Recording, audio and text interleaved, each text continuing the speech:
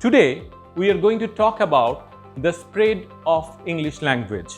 Why not Bengali, why not Hindi, why not Bhojpuri, or why not German? The question, we can ask this question. So let us try to find out the answer. The answer is there in our history, is in our economy, is in our cultural background. So can you please tell me that what are the different historical forces responsible for the spread of English language? Can anyone tell me, students? Yes.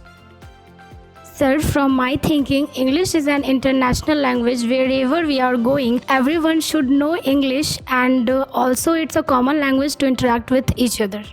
Wonderful answer. So actually, please take your seat. Actually, what she wanted to say is that English has now become a global language.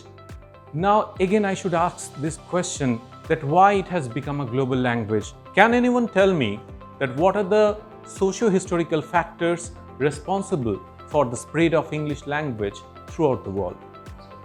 Yes. Sir, due to the Britishers' colonization, they imposed their language on our country, and they did this to the other part of the world as well. Very good.